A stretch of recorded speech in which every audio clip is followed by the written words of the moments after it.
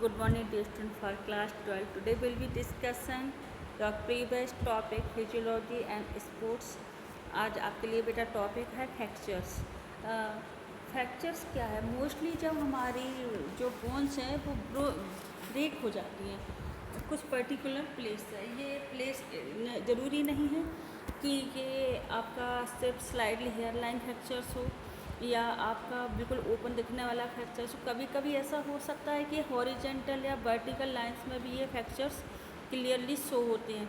कभी कभी जो बोन्स होती है टू पार्ट्स में टोटली ब्रेक हो जाती है, या कभी कभी ऐसा होता है कि ये जो बोन ब्रेक होती है उसमें एक पर्टिकुलर एरिया को कवर करते हुए उसमें सिर्फ एक एरिया को ही वो होता है जो मिडिल एरिया में ही मोस्टली आपकी बोन के ब्रेक होने के टोटली चांस होते हैं। क्योंकि अगर एक्सीडेंटल केस नहीं है तो आपकी बोन हमेशा मिडिल से ही ब्रेक होगी। लेकिन कभी कभी ऐसा होता है कि एक्सीडेंटल इतना ज़्यादा सीरियस एक्सीडेंट होता है जिसके कारण आपकी बोन बहुत सारे पार्ट्स में भी ब्रेक हो जाती है या टूट जाती है। तो फ्रैक्चर जो है slightly broken other complete broken condition है या incomplete or the wrong treatment of the fractures is very danger. आपने देखा होगा कभी कभी हम जब प्लास्टर्स ऑफ पेरिस का डॉक्टर्स यूज़ करते हैं प्लास्टर चढ़ाने में, तो प्रॉपरली उस बोन्स को सेटअप नहीं कर पाते हैं और वो इस तरीके का ट्रीटमेंट दे देते। तो ये ट्रीटमेंट बहुत ही डेंजरस कंडीशन होता है क्योंकि आपकी बोन उसी कंडीशन में अपने आप को ट्रीटमेंट में ले लेती है और अपने आप को ठीक करती है। लेकिन आपकी जो बॉडी की बोन्स का प्रॉपरली मूवमेंट नहीं होना और अपनी जगह पर उसका प्रॉपरली फिक्सअप नहीं होना आपके लिए आगे के लिए फर्दर आपके पोस्चर से रिलेटेड डिफॉर्मिटीज़ क्रिएट करती है। तो सबसे पहली चीज़ है कि जो फर्स्ट एड दिया जाता है वो स्टेप बाय स्टेप लिया जाए कि इनकेस ये देखा जाए कि फ्रैक्चर्स ओपन है या क्लोज फ्रैक्चर्स के थ्रू है। अगर क्लोज है तो सिर्फ बोन्स में ही इंजरी हुई है, ओपन किसी भी तरह की इंजरी नहीं है, तो फर्स्ट एड जो दिया जाए वो टोटली इसी बात पर डिपेंड करता है कि अगर ब्लीडिंग है तो ब्लीडिंग को स्टॉप करने के लिए आपको प्रॉपरली उसको ट्रीटमेंट देना चाहिए। और सबसे इम्पॉर्टेंट चीज़ है कि जो भी विक्टिम है उसको एज सुन एज पॉसिबल हो सके तो हॉस्पिटल आपको पहुंचाना चाहिए। और जो मैनेजमेंट ऑफ द फ्रैक्चर्स है उसमें आपको ये भी याद रखना होगा कि स्ट्रेस फ्रैक्चर्स है या स्टिक फ्रैक्चर्स है या कंबाइंड फ्रैक्चर्स है, इस तरीक़े को ध्यान रखना पड़ेगा। अगर जो बोन है सबसे पहले आप उसको एक आपको प्रोसेस यहाँ पे दिखाई दे रही है कि हम लोगों ने प्रीवियसली जब छोटी क्लासों में थे 4th 5th में भी तब भी ये पढ़ते थे कि स्लिंग क्या होती है। स्लिंग बेटा वो कंडीशन होती है जिसमें आपके जैसे कि कोई भी ऐसा हैंकी है जो एक बड़ा सा या आपका जैसे गर्ल्स मोस्टली स्टॉल या स्कार्फ डालती हैं इस तरीके से, या ऐसा कोई कपड़ा हो जो आपको गमछे की तरह, जैसे गांव के लोग कहते हैं ना कि बेटा गमछा आप यूज़ कर सकते हैं। अगर आपको कुछ तरीके आपको इसको यहाँ पे पिक्चर्स के थ्रू जो शो हो रहा है इसमें इस तरीके की आपको स्लिंग को यूज़ करना है और उसके बाद ऊपर ले जाके आपकी नेक के वहाँ पे एक नॉट को बना देना जिससे कि आपको हैंड को सपोर्ट मिल जाए। सेकंड वन चीज़ है कि अगर आपके पास कुछ और एक्स्ट्रा नहीं है तो आप किसी भी न्यूज़पेपर या कार्डबोर्ड को नीचे सपोर्टर के रूप में यूज़ करते हुए उससे स्लिंग को यहाँ पर बांध सकते हैं। तो do not move the joints और the bone to victim should be kept on the comfortable position, इसको याद रखना है। सेकंड, अप्लाई कोल्ड कंप्रेशन और ice package to reduce pain, swelling and internal bleeding. Third one चीज़ आपके पास जो आती है कि आपको जो भी सपोर्ट दिया जा रहा है स्लिंग बैंडेज के मिडिल में रखने के लिए वो प्रॉपरली आपको कंफर्ट होना चाहिए और आपके मूवमेंट को रोकने में हेल्पफुल होना चाहिए और उससे जो विक्टिम है उसको रिलीफ फील होना चाहिए। नेक्स्ट चीज़ है कि जब आप डॉक्टर के पास as soon as possible doctor के पास आप पहुंच जाते हैं तो आप वहां पर डॉक्टर्स के थ्रू एक्सरे या अदर जो भी डायग्नोसिस प्रोसेस होती हैं उनको अप्लाई करवाना चाहिए। देन आप जो एक्सपर्ट है उसको इमीडिएटली अप्लाई करना चाहिए, जैसे प्लास्टर्स वगैरह है या सेटिंग ऑफ द बोन्स इस तरीके की, जिससे कि वो अपनी प्रीवियस रियल पोजीशन में आ सकती है। नेक्स्ट चीज़ है कि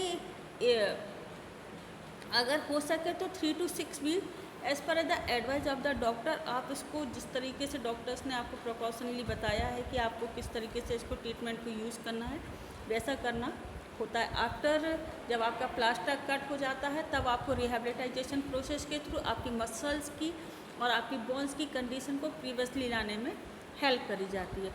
अब यहाँ पर आता है कि how many types of fractures. तो बेटा फर्स्ट फ्रैक्चर्स का है close type and open type. There are 2 types of fracture. Close fractures में क्या है, in this fracture the broken bones remain inside the covering of the skin, there is no open cut over the skin. इसमें कोई भी open cut skin के ऊपर नहीं दिखाई देता। आप ये नहीं समझ सकते कि डिसलोकेशन वाली कंडीशन है या फ्रैक्चर। ये डॉक्टरी ट्रीटमेंट के द्वारा ही आपको, डॉक्टर्स के ट्रीटमेंट के द्वारा ही आपको क्लियर हो पाता है। अगर आपकी बॉडी में जिस भी इंजर्ड पार्ट में हो रहा है वहाँ पे स्वेलिंग हो रही है, आपको पेन हो रहा है बहुत ज़्यादा, जो आप एक्सट्रीम फील कर रहे हैं पेन, तो आप तुरंत डॉक्टर के पास जाकर इस फ्रैक्चर्स को क्लियर कराना चाहिए। सेकेंड वन है ओपन फ्रैक्चर। इसमें कोई भी जो एरिया है, पर्टिकुलर एरिया, उसमें cut over the skin, skin के ऊपर एक कट दिखाई देता है बाय द शार्प एजेड या किसी ऑब्जेक्ट के थ्रू, एंड बोन ब्रोकन या broke by external object include with the broken bones या बोन्स हो जाती है। इस तरीके से आपको नेक्स्ट चीज आती है कि ओपन और क्लोज फ्रैक्चर्स को हम डिफरेंट ग्रुप में भी डिवाइड कर सकते हैं। जैसा पहला है कंप्लीट फ्रैक्चर्स, आपकी बोन टोटली जो होती है इनटू 2 पीसेस में आपकी ब्रेक हो जाती है। सेकेंड वन चीज़ है आपकी incomplete fractures, bone are the crack in the broken down. ये इनकम्प्लीट फ्रैक्चर्स का यहाँ पर आपको दिखाई जा रहा है जिसमें कि क्रैक होती है। जैसे हेलाइन फ्रैक्चर्स कहते हैं कि बोन जो है हेलाइन, इसमें हॉरिजेंटल भी हो सकती है, वर्टिकल भी हो सकती है, या क्रॉस सेक्शन में भी हो सकती है। नेक्स्ट है ग्रीन स्टिक फ्रैक्चर्स या हेयरलाइन फ्रैक्चर, जो मोस्टली हम लोग ड्यूरिंग द प्लेइंग टाइम जैसे फुटबॉल वगैरह खेलते हैं या किसी जंपिंग इवेंट में या किसी इस तरीके की कंडीशन डेवलप होती है। इसमें क्या होता है, बोन जो होता है माइल्ड क्रैकिंग हो जाती हैगी, कंप्लीटली कंप्लीट ब्रेक नहीं होती है। नेक्स्ट है कम्युनिकेटेड फ्रैक्चर्स। कम्युनिकेटेड फ्रैक्चर्स वो फ्रैक्चर्स होता है जिसमें कि bone is broken up to the many small pieces at the side of the fracture. इसमें बहुत छोटे छोटे पीसेस में ये क्या हो जाती है, ब्रेक हो जाती है।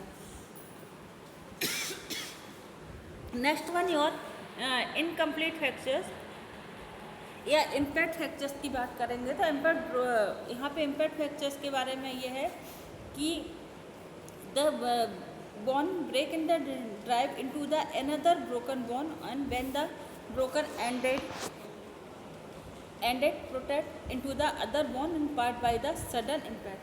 कभी कभी आपने देखा होगा कि बोन आपकी प्रीवियसली वहाँ से ब्रेक हो चुकी है और उसी जगह से जब वहाँ पे प्रेशर पड़ता है तो इम्पैक्ट फ्रैक्चर्स के रूप में ये हमारे सामने दिखाई देती है, जिसमें कि उसी बोन को फिर से उसी जगह से ब्रेक हो जाता है। नेक्स्ट है ट्रांसफर फ्रैक्चर्स में, इसमें टाइप ऑफ फ्रैक्चर्स में जो वो है एक पर्टिकुलर एंगल पे ही या अपने एक्सेस ऑफ द बोन पे ही इस तरीके का फ्रैक्चर्स दिखाई देता है, या इसे ट्रांसफर फ्रैक्चर्स कहते हैं। स्ट्रेस फ्रैक्चर की जो बात करी वो मोस्टली मैंने अभी आपसे कहा कि जब हम कभी भी किसी जंपिंग या थ्रोइंग इवेंट के थ्रू इसको करते हैं या ओवर लिफ्टिंग वेट करते हैं तब ये हेयरलाइन फ्रैक्चर के रूप में हमारे सामने स्ट्रेस फ्रैक्चर्स लोकेटेड होता है। And bone is the press from the corner and the cause particular damage of the bone. ये स्ट्रेस फ्रैक्चर है जो जहाँ पर्टिकुलर प्लेस पे आपने किसी चीज़ से उसको फोर्सली प्रेस करा है या उसको ओवर एक्सेस स्ट्रेस करा है। नेक्स्ट है ऑब्लिक्यू फ्रैक्चर्स जो है, इसमें जो बोन्स होती हैं वो टोटली ब्रेक हो जाती हैं और इसे लॉन्गर, ये सबसे ज़्यादा बोन कौन सी ब्रेक होती हैं, जो लॉन्गर हमारी बॉडी की लॉन्गर बोन है। अब आप जानते हैं लॉन्ग बोन हमारे बॉडी में कौन सी, या तो हमारी रेडियोला है या टिबिया फिबुला है, इस तरीके की बोन ये ब्रेक होती हैं। फिर compound fractures breaking of the bone along with the dislocation. कभी देखो जो भी हमने प्रीवियसली डिसलोकेशन के बारे में मैंने आपको डिस्कशन करा था कि डिसलोकेशन वाली कंडीशन में क्या होता है कि आपकी जो बोन्स है वो अपनी प्लेस से डिसलोकेट होने लगती है।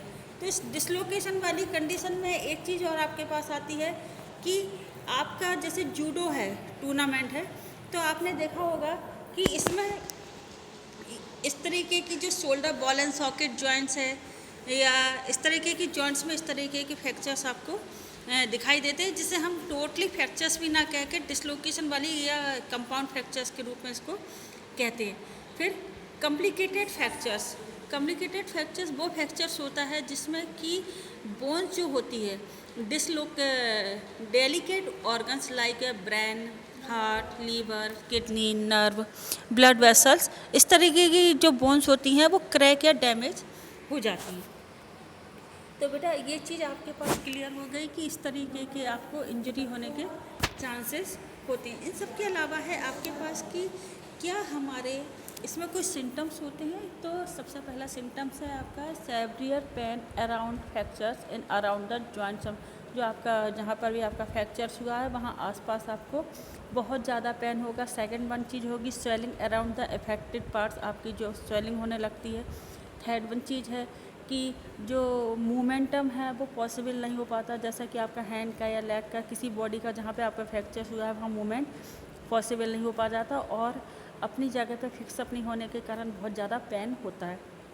नेक्स्ट चीज़ है कि लोकल टेम्परेचर, आपकी बॉडी का जो टेम्परेचर है वो धीरे धीरे राइज अप होने लगता है, क्योंकि बॉडी के अंदर जब पेन और स्वेलिंग वाली कंडीशन होती है तो वो आपके उसमें प्रॉब्लम्स क्रिएट करती है।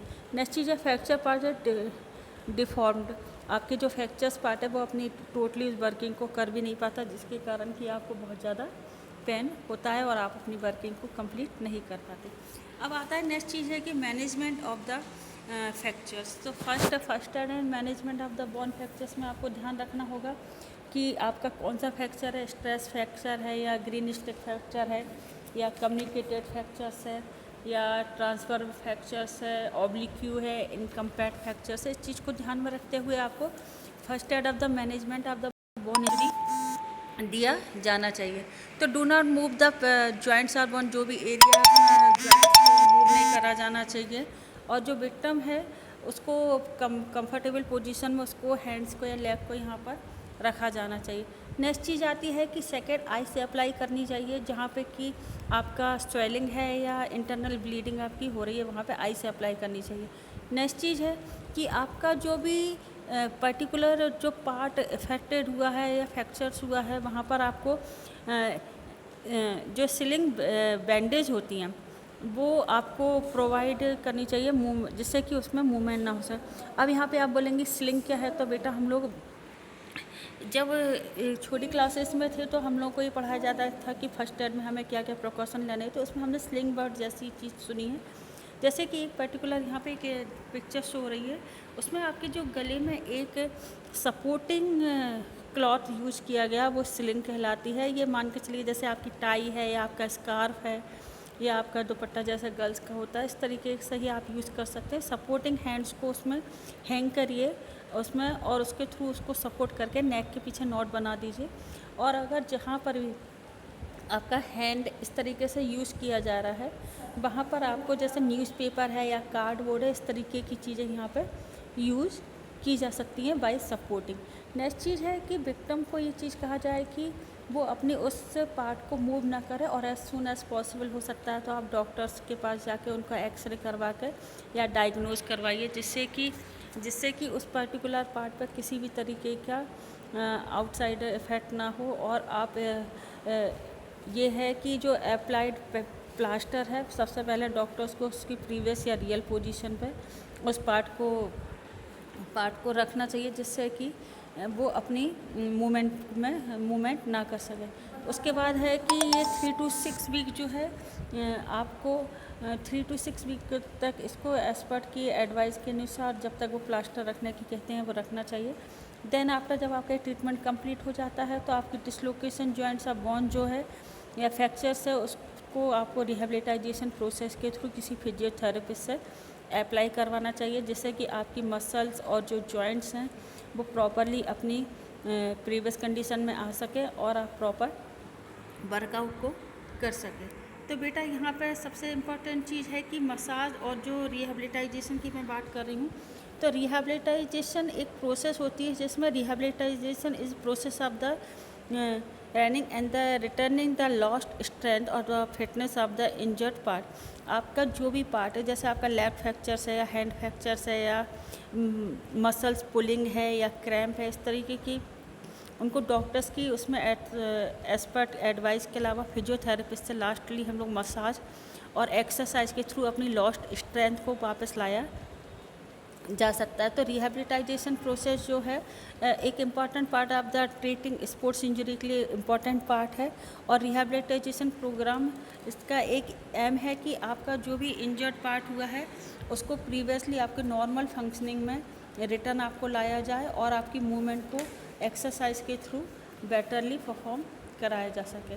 तो रिहेबिलिटाइजेशन प्रोसेस में एक इम्पॉर्टेंट चीज़ क्या है कि जो ये स्लो और जेंटली कराई जाती है, किसी भी फोर्सली इसमें अप्लाई नहीं करा जाता है, और जो भी आपकी रिकवरिंग टिश्यूज़ हैं वो हार्म ना हो, इस चीज़ को ध्यान रखा जाता है। इन सब के अलावा frequently repetition of the corrective exercise are done for the regaining and the restoring of the affected parts को दिया जाता है। स्पोर्ट्स मसाज जो एक मैनेजमेंट है या रिहेबिलिटाइजेशन है जो सॉफ्ट टिश्यू इंजरी के लिए दिया जाता है, जिससे कि मसल्स टेंडेंस और लिगामेंट्स को पे अप्लाई किया जाता है और इसके थ्रू आपकी जो है रिकवर करा जाता है सॉफ्ट टिश्यू इंजरी को। और सॉफ्ट टिश्यू इंजरी में स्पोर्ट्स मसाज जो है वो डेवलप करा जाता है आपकी एथलेटिक्स, आपकी प्रीवियसली या ओरिजिनल पोजीशन को या आपकी जो परफॉर्मेंस है इसको बेटर करने के लिए। इन सब के अलावा ये भी चीज़ है कि आपकी जो भी इवेंट होते हैं उस पर ड्यूरिंग द ट्रेनिंग टाइम आपको जब कभी भी इंजरी होती है तो आपकी मसल्स और टेंडेंस वगैरह अफेक्टेड होती हैं।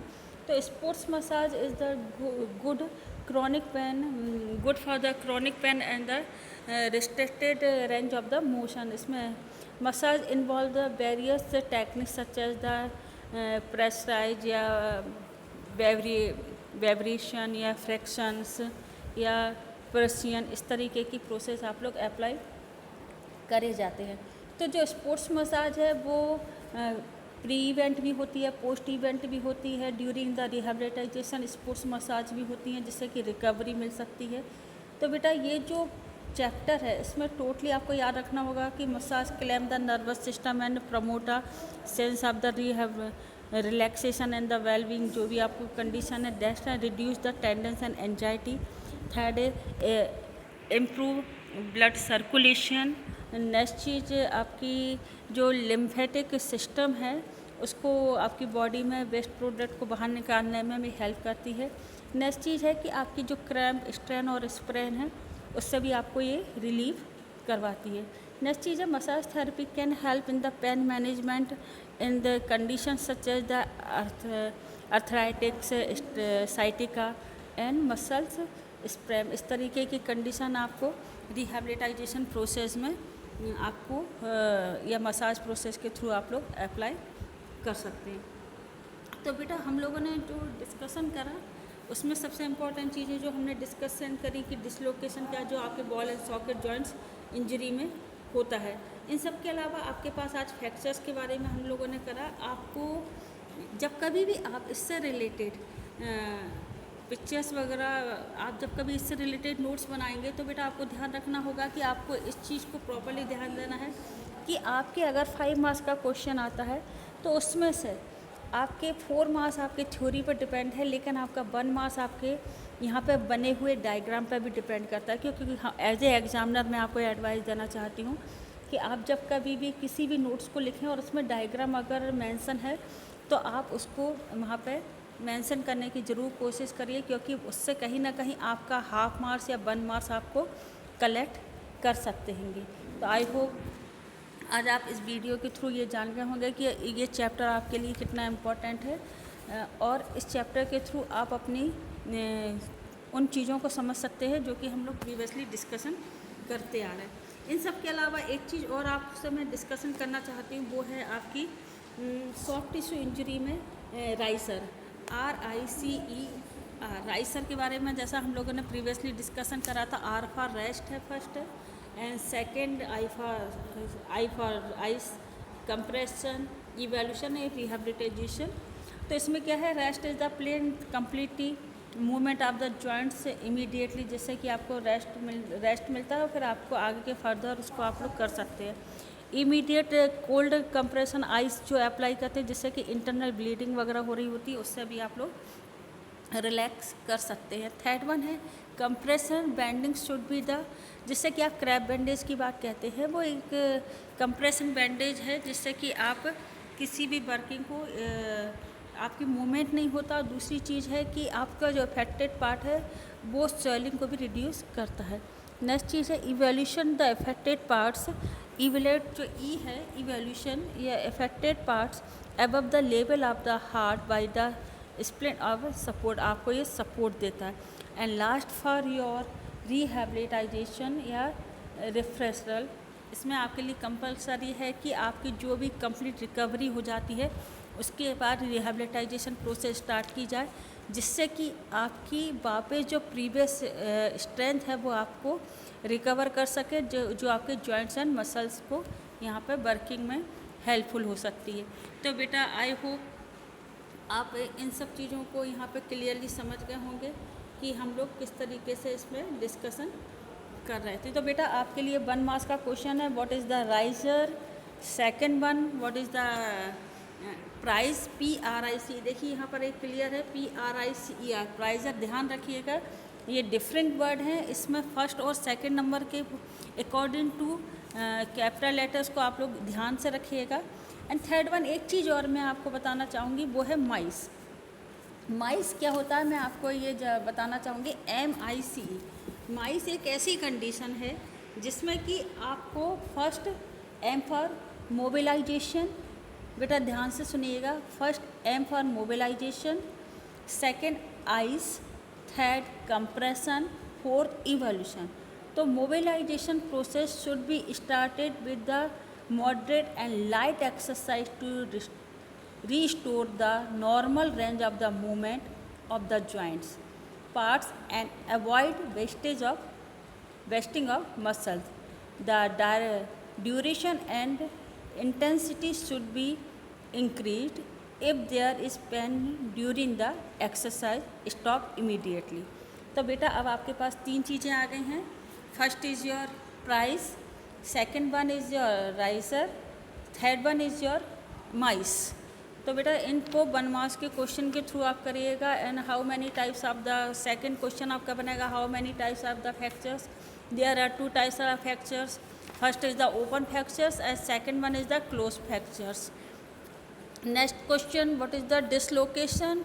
तो injury in bones and displaced in original position is called dislocation. तो आप लोगों को बेटा इन चीज़ों को, इन मार्क्स को प्रॉपरली तैयार करिए और आप उसके बाद इस चीज़ों को डिस्कशन कर सकते हैं। और अगर आपको इसके बाद भी ये इस वीडियो में कोई प्रॉब्लम लगती है, आपको क्लियर नहीं होता, तो यू कॉल मी या ऑन द व्हाट्सएप नंबर। लेकिन आप इस क्वेश्चन को कंप्लीट करिए। I hope you like my video and subscribe my channel. Thank you students.